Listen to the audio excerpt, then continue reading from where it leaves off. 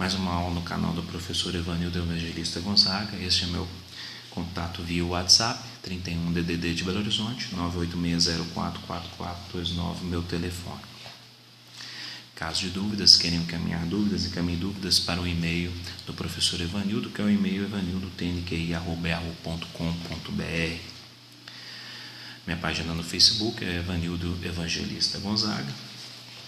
Acessem essa aula e as demais aulas no canal do professor Evanildo Evangelista Gonzaga.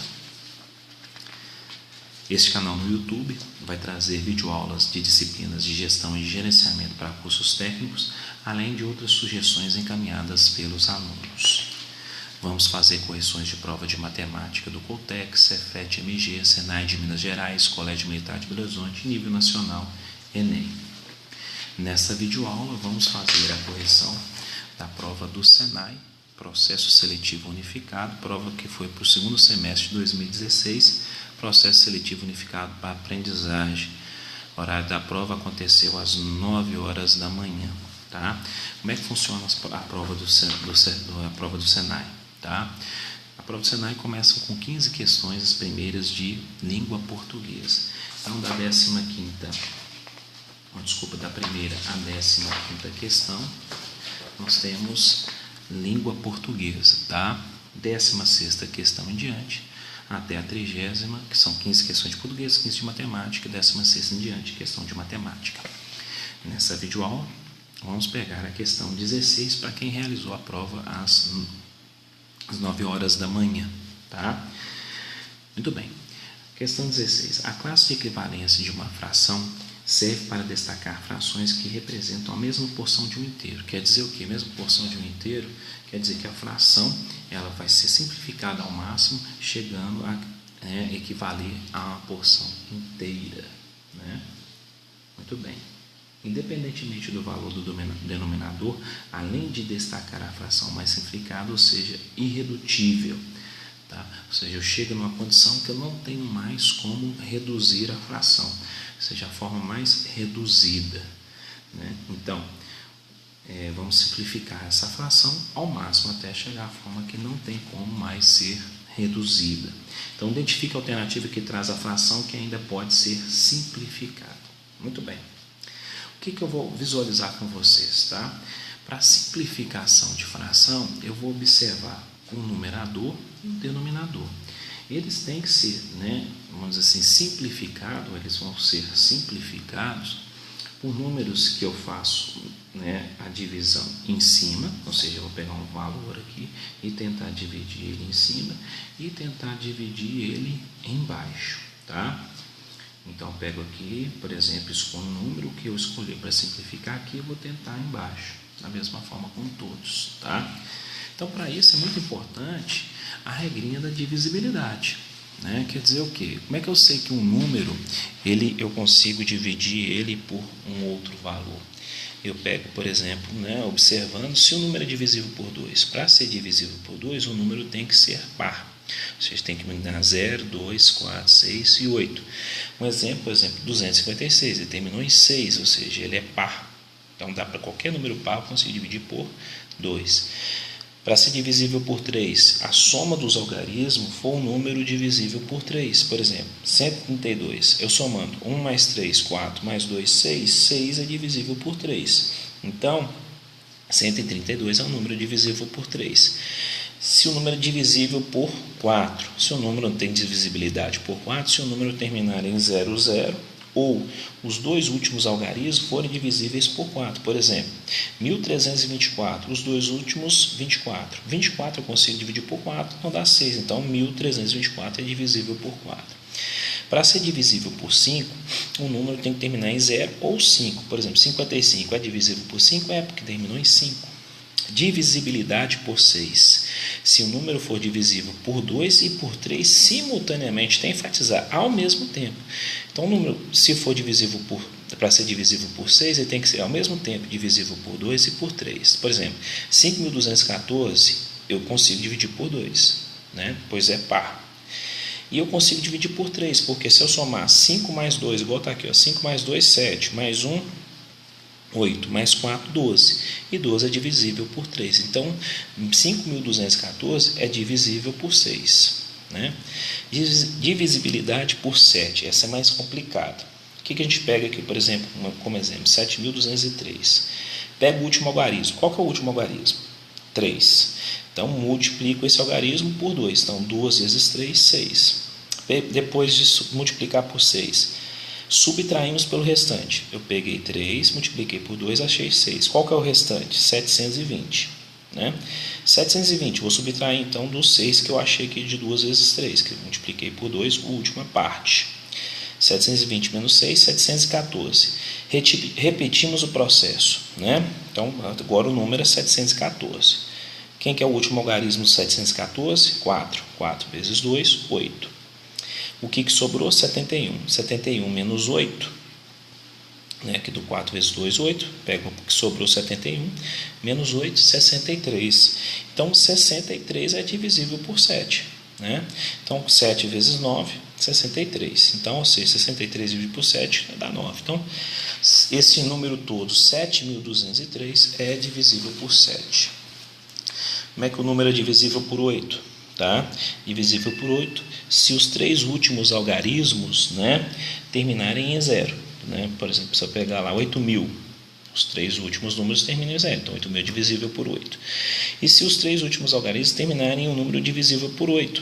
Né?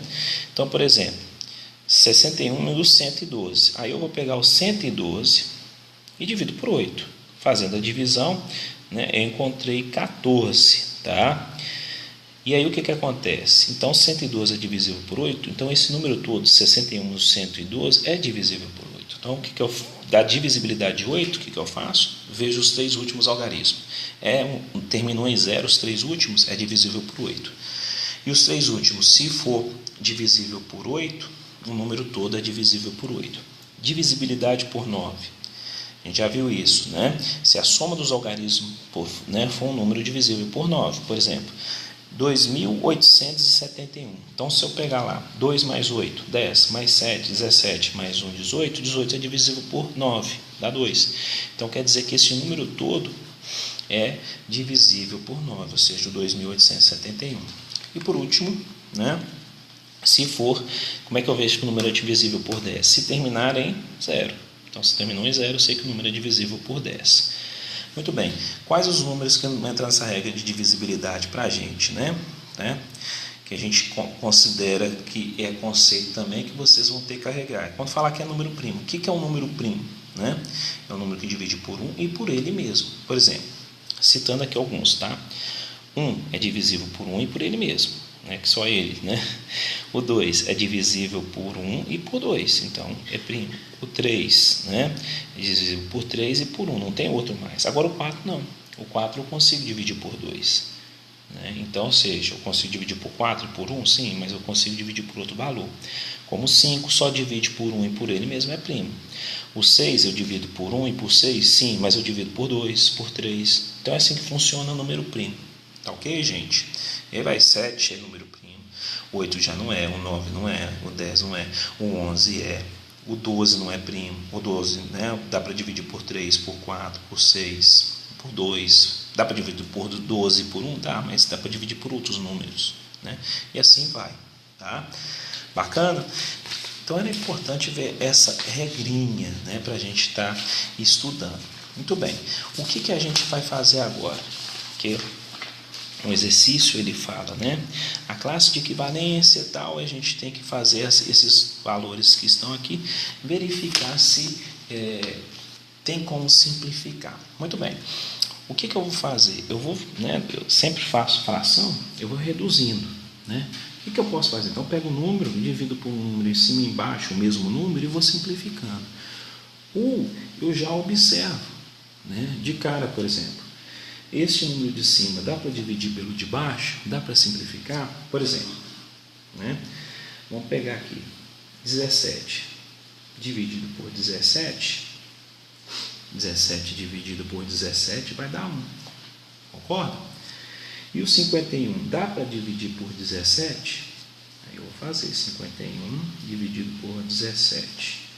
Dá quanto? Vamos tentar por 2. Vai dar 14 vai 1, 2 vezes 1, 2, 1, 3. Né? Então vai dar 34. Opa, 34 não chegou. Então vamos por 3. 3 vezes 7, 21, vão 2. 3 vezes 1, 3 com 2, 5. Opa. Então eu tenho 1/3. Olha que interessante. É a forma mais simplificada? Chegamos na forma mais reduzida? Sim. Então esse aqui já estaria certo. Por exemplo, observar aqui. 13, você lembra que eu falei? 13 é um número primo, que só dá para dividir por 1 e por ele mesmo. Mas se eu pegar 41, se eu for simplificar, eu tenho que simplificar aqui por 13 e embaixo por 13, para dar certo. Né? Por exemplo, 41 dá para dividir por 13? Aí eu pego e faço 41 por 13. Se der número decimal, está errado. Né? 41 por 13. Então vamos dizer que vamos colocar 3. 3 vezes 3, 9. 3 vezes 1, 3. Opa, já deu. Não deu. Então aqui é falso. Por exemplo, aqui eu vou ter que achar um número que divide tanto em cima quanto embaixo pelo mesmo valor. Por exemplo, eu aqui 55, né? Por exemplo, aqui dá para dividir por 3, né? 2 mais 1, 3. 3 é né? 21 é divisível por 3. 21 dá 7. Mas não dá para dividir aqui embaixo. Ah, eu só consigo por 5. Então não tem número aqui que divide, tanto em cima quanto embaixo. Tem que ser o mesmo valor, não pode ser valores diferentes. Por exemplo, 18 e 43. Da mesma forma, se eu pegar lá, né? 21. Opa. Né? Vamos dizer assim, eu vou simplificar, desculpa, né? 55 por 21. Então vamos simplificar por 21, porque em cima dá para simplificar, né? 55 por 21, que eu faço isso, né? Olha lá. Dá para dividir? Vai dar 2. 2 vezes 1, 2. 2 vezes 2, 4. Aí não dá também. Da mesma forma que o 18 sobre 43. Que número que vai ter aqui em cima e vai ter aqui embaixo, simultaneamente, que vai dar para dividir? Né? Por exemplo, 43, dá para dividir que número? Né? E ao mesmo tempo o 18 encaixar nesse número? Não tem também. Né? Então aqui também é falso. Tá? Então a resposta correta é a letra A. Espero ter ajudado. Até uma próxima.